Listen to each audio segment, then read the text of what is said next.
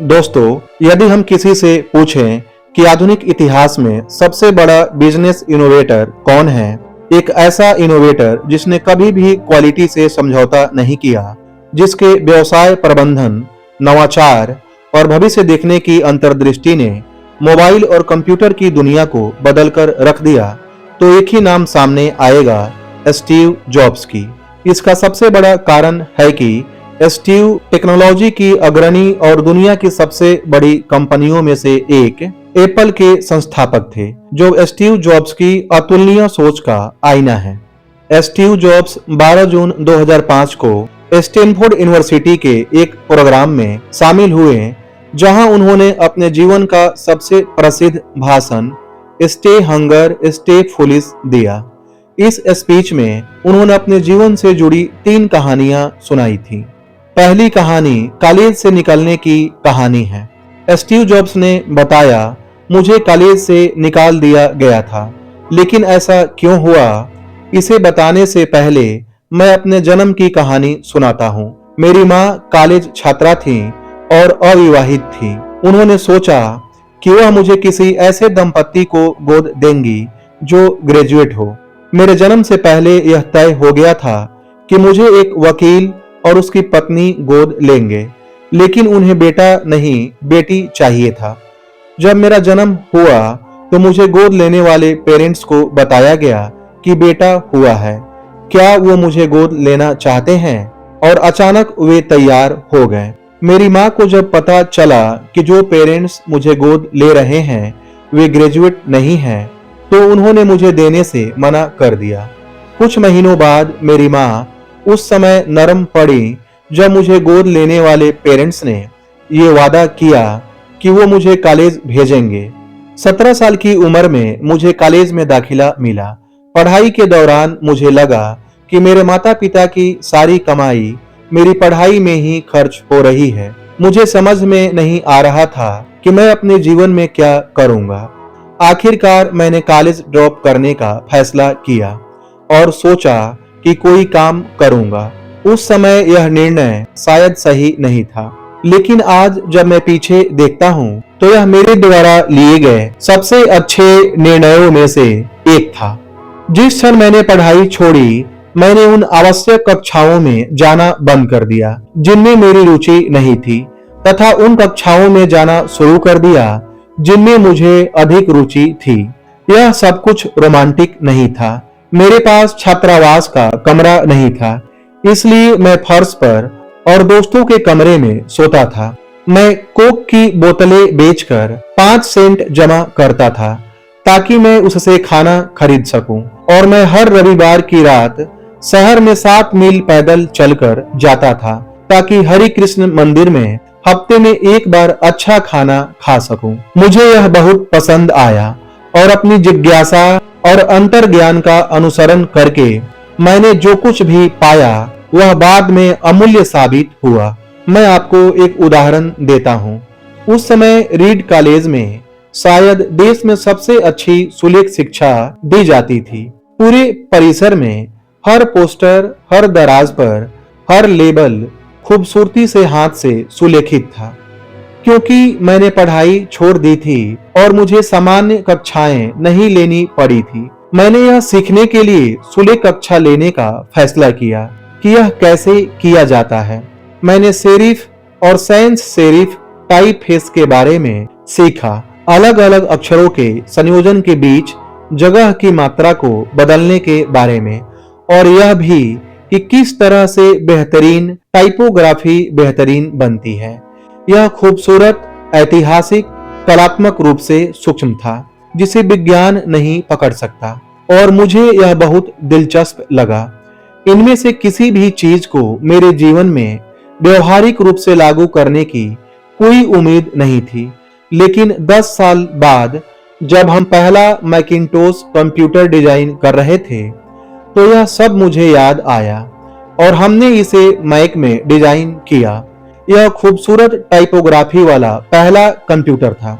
अगर मैंने कॉलेज में उस एक कोर्स में कभी भाग नहीं लिया होता तो मैक में कभी भी कई टाइपफेस या आनुपातिक रूप से स्पेस किए गए फॉन्ट नहीं होते, और चूंकि विंडोज ने मैक की नकल की है, इसलिए यह संभव है कि किसी भी पर्सनल कंप्यूटर में ये नहीं होंगे। यदि मैंने कभी पढ़ाई नहीं छोड़ी होती तो मैं कभी भी सुलेख कक्षा में नहीं जाता और व्यक्तिगत कंप्यूटरों में वह अद्भुत टाइपोग्राफी नहीं होती जो उनमें है।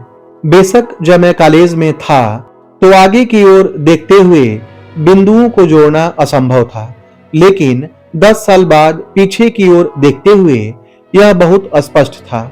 फिर से आप आगे की ओर देखते हुए बिंदुओं को नहीं जोड़ सकते, आप उन्हें केवल पीछे की ओर देखते हुए ही जोड़ सकते हैं।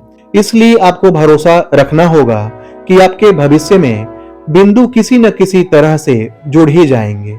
आपको किसी चीज पर भरोसा करना होगा, अपने अंतर्ज्ञान, भाग्य, जीवन, कर्म, जो भी हो, क्योंकि यह विश्वास करना कि आगे चलकर बिंदु आपस में जुड़ जाएंगे आपको अपने दिल की बात मानने का आत्मविश्वास देगा, तब भी जब आपको अच्छी तरह से चलने वाले रास्तों से भटका दे, और यही सब कुछ बदल देगा।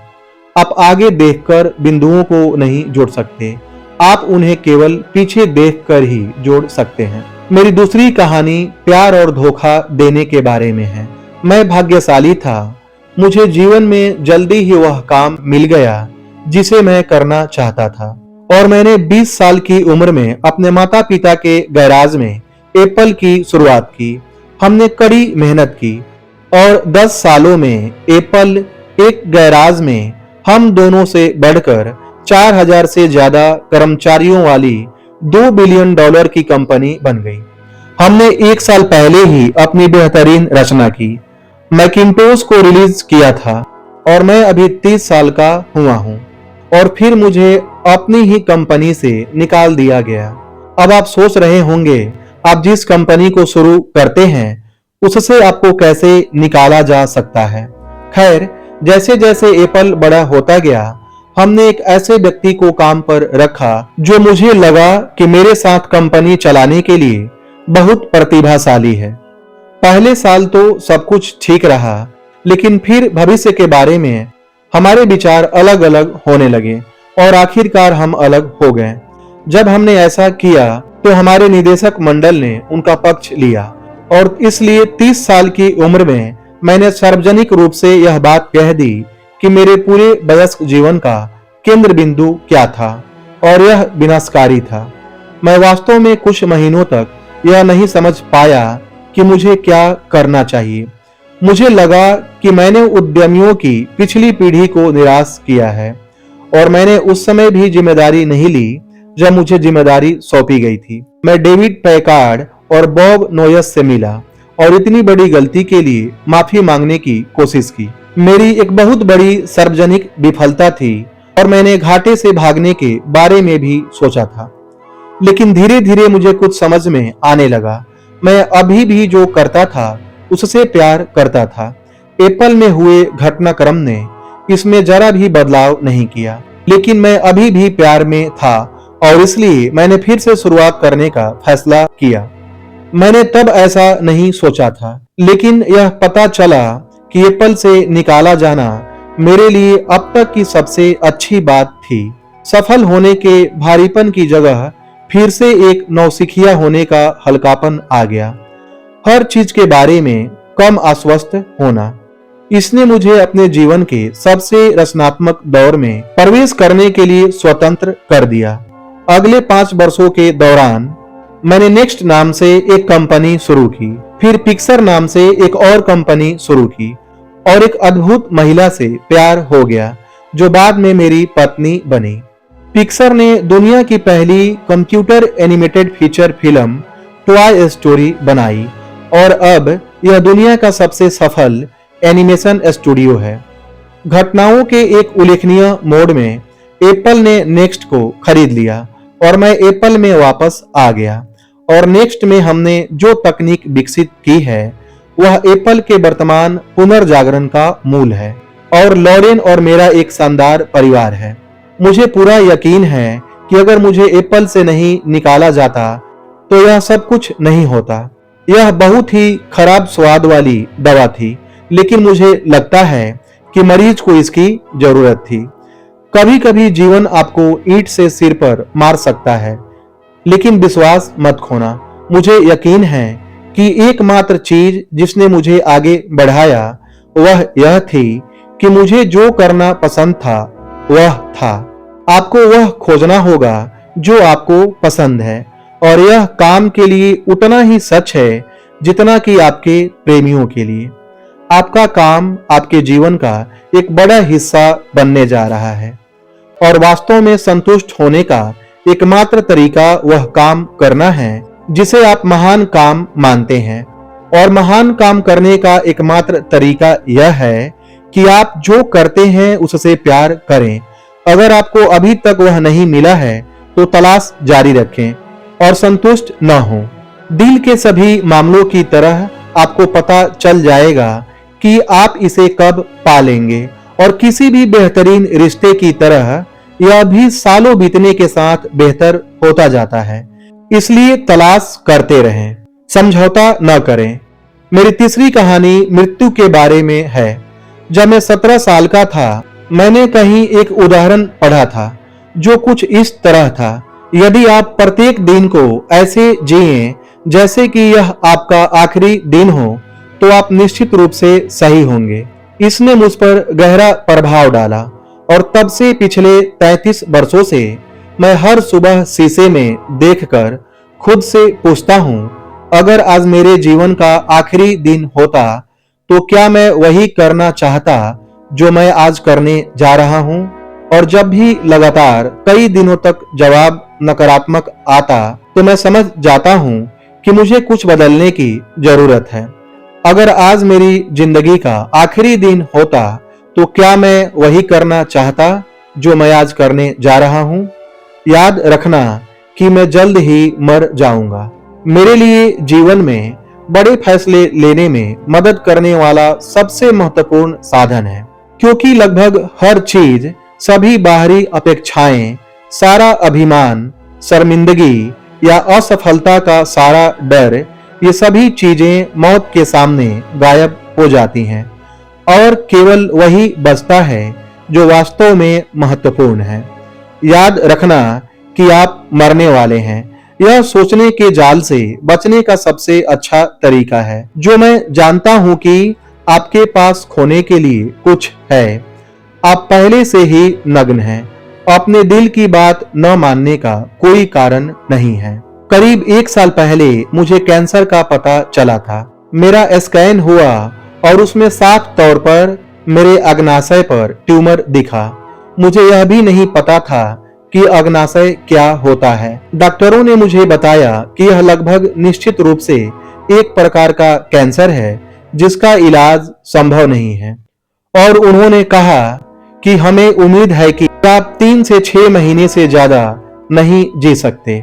मेरे डॉक्टर ने मुझे घर जाकर व्यवस्थित करने की सलाह दी, जो कि डॉक्टरों के अनुसार मरने के लिए तैयार रहना है।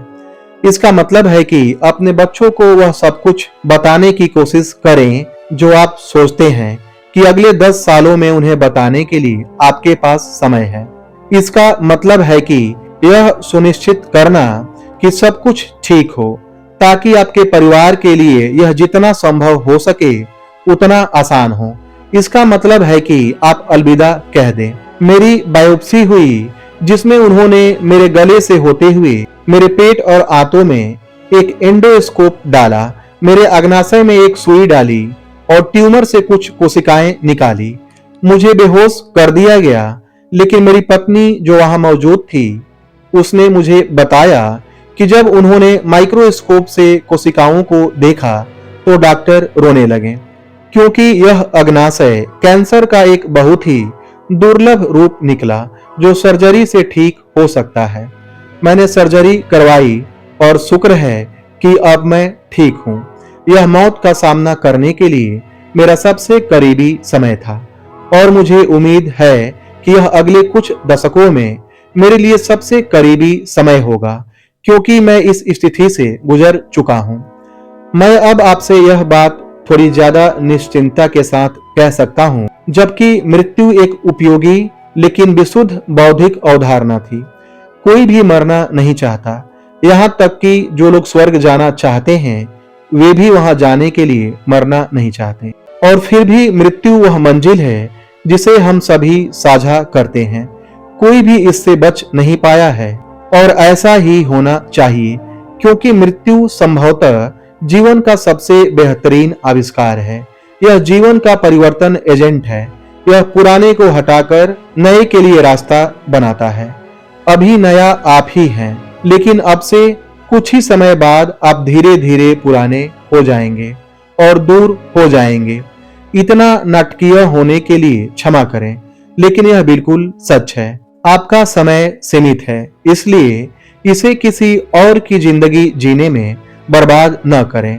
हठ धर्मिता में न फंसें, जो दूसरे लोगों की सोच के परिणामों के साथ जीना है। दूसरों की राय के शोर को, अपनी अंतरात्मा की आवाज को डूबने न दें। और सबसे महत्वपूर्ण बात, अपने दिल और अंतर्ज्ञान का अनुसरण करने का साहस रखें।